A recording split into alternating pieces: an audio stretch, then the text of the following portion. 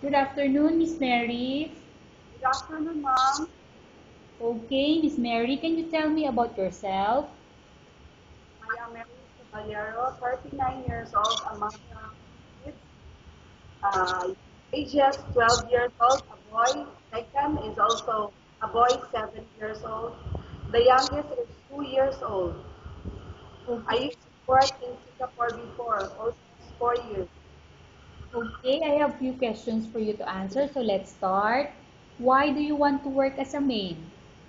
I want to help my family, ma'am, Why you choose Malaysia when there is a lot of other countries? because it is near. How are you qualified for this job? I am qualified because I am a full-time mother and a very responsible one. Honest, hardworking, I can work less supervision with proper instruction. Okay, may I know what is your education level is? Uh, College level, 2 year graduate, 2 years. What is your recent experience? Used to work in Singapore as a helper for almost 4 years. I used to work as a factory worker for 5 to 8 months. I used to work as an office clerk for 5 months in science company. Have you worked abroad before? Yes, ma'am. Can you please tell me the place and how many years you work for? I worked in Singapore for almost 4 years. Do you have experience of taking care of baby? I have, because I have 3 kids. What about elders? I also have taking care of elders. I used to work as working student during my college days for almost 2 years. Which elder you are taking care of? Almost 17 months, 60 plus, 67, I think 67. Do you have any other special skills? Yes, ma'am. Are you Massage. Yung tusa massage. are you willing to learn new skills? Yes, of course, ma'am. Are you willing to work with a family where the mother-in-law or any relatives stay together? Yes, ma'am. Currently, are you still working? No. Do you know how to cook? A little bit. What sort of food can you cook? Adobo, barbecue, fry, fry fish, egg, Filipino dish, spaghetti, turkey. Are you aware that you will have to do washing, cleaning, ironing, and cooking? Mom, From all the house chores, which do you like most? right now, If ever you were selected to work in Malaysia, who will take care of your kids? my mother-in-law, You are not allowed to use handphone during working hours. yes, mom. You are only allowed to use handphone after you finish all the works and when going to bed.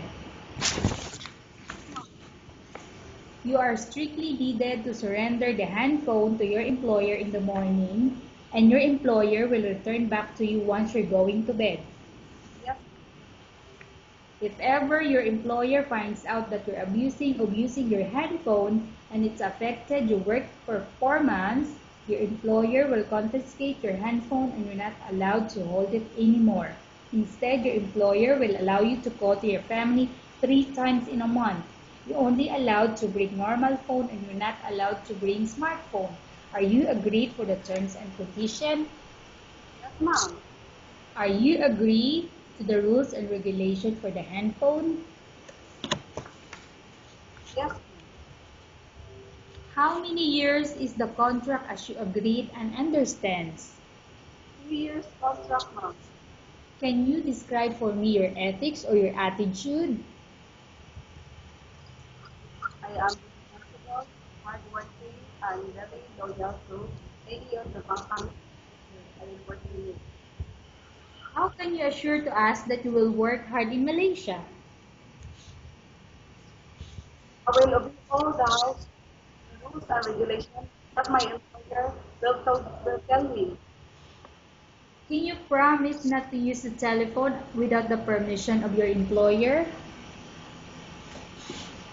Can you promise not to put on makeup but to dress properly while work? Yes, ma'am. Can you promise not to invite friends and relatives without the consent of your employer? Can you promise not to ask for advance salary from your employer under any circumstances? Yes, ma'am. Do you really understand of the rules and regulation of the agency? Yes, ma'am. Do you pay any placement fee for you to come to Malaysia to work as a maid? No, ma'am. Do you have any history of sickness, example breast cancer or any other illness? No, ma'am. Do you suffer from any skin diseases, allergy or physical defect? No, ma'am. Have you suffered from any serious illness? No, ma'am. Have you undergone any operation? No, ma'am. Are you medically fit?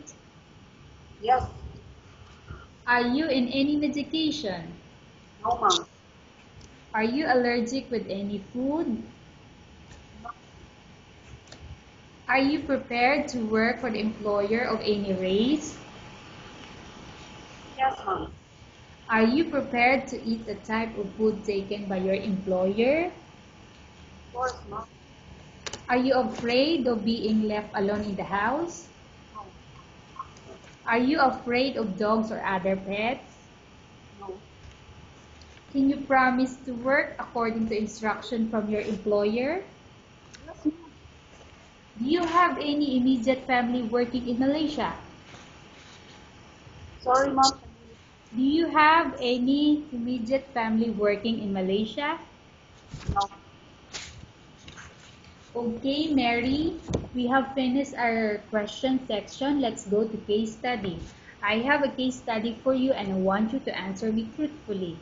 Upon arrival in Malaysia within 6 months, if ever any of your family members passed away, what will you do? Will you continue to work till finish your contract or you will go back? Send money for the funeral of my relatives. For financial assistance. Tell us about yourself and why do you work in Malaysia as domestic helper? I am responsible and hardworking person. I want to work because I want to help my family and I want to help people. For for my kids' education, that's all, ma'am. Okay, Miss Mary, what do you want to tell to your employer who watching your video? Uh, please choose me as your maid because I am responsible, hardworking, very loyal, and most of all, I am reliable person. Okay, thank you very much, Miss Mary. We will update to your agency if there's any selection made by the employer.